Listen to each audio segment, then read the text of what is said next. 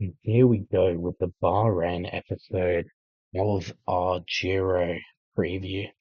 Now, this is a very interesting GC climber heavy team, but is Antonio Tabiri going to be strong enough? We'll talk about it in a moment. Now, the riders they have brought to this race is Antonio Tabiri as loosely their GC leader and probably going after that white jersey, facing minimal competition. Pello Bilbao, Damiano Caruso, both big mountain domestiques who are probably going to have the green light to go after all the stage wins they can possibly hope for. Eulalio, no idea how you're supposed to say that. I hope I got close. Dovikar, Mihaljevic, Pasqualon, and Zambanini. Most of those will be there to serve the three climbers you see at the top. I think the goal for Tiberi has to be top 10. I think there's too many riders that you would say are better. You've got the Yates brothers, Bernal, Arensman, Roglic, Hindley, just a whole host of even Martinez, Carapaz can all, if on a good day, are probably a bit better than Tiberi.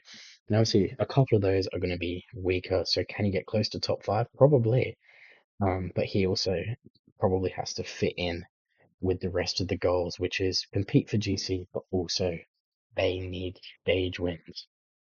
They need representation in all of the breakaway stages, which I think could be stages 3, 6, 7, 8, 11, 15, and 17. They also need to be up in the breakaway on the key mountain stages of, I think it's 16, 18, 20. Sounds about right. They have riders that are capable of winning out of a bunch in a climbing scenario. Probably not at the Giro, but overall at most other races. Bilbao and Caruso need to be in every single climbing stage breakaway. And they probably need a teammate so that they're protected. Pasqualon gets up the road, Zambanini, any of them. Yes, I did just pick the easiest names to say there and probably still butchered them. But either way, they need to be in a lot of breakaways. The goal has to be two stage wins. And I think it is very realistic. Caruso and Bilbao are both very, very capable of getting a win out of a breakaway. They're almost experts at it. And there are plenty of opportunities. The problem is a lot of those breakaway rides do look like they might end in a sprint.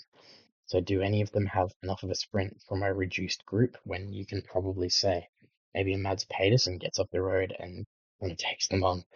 Um, I just don't see it.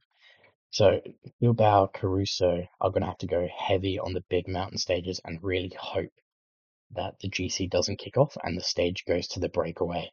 If it doesn't, then I see not many opportunities for this team.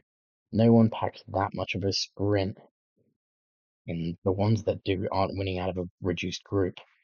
So I think it's a lot of resting on the shoulders of Caruso and Bilbao to get them a stage win, and Tiberi could probably go after a top five. Top 10 is the minimum. He shouldn't fall out of the top 10. If he does, something has gone seriously wrong. um, so he'll be targeting a top five and loosely going after a stage win. If he does get himself a stage win in top five, you can say that's a very successful tour.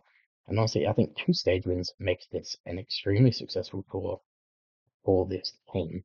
Alrighty, guys, that will wrap us up. Thank you so much for watching. Give us a like, a comment, or a subscribe. I appreciate all of it. And it will go into making more videos. If you enjoyed, there are so many more of these up. I've done one for every single team. If you don't see them yet, they're coming out in the next like 3 hours. Um, they're all coming out at once. So if you enjoyed, please click on another one. I would greatly appreciate it. If you didn't, don't. Either way, thanks for watching and have a happy Giro.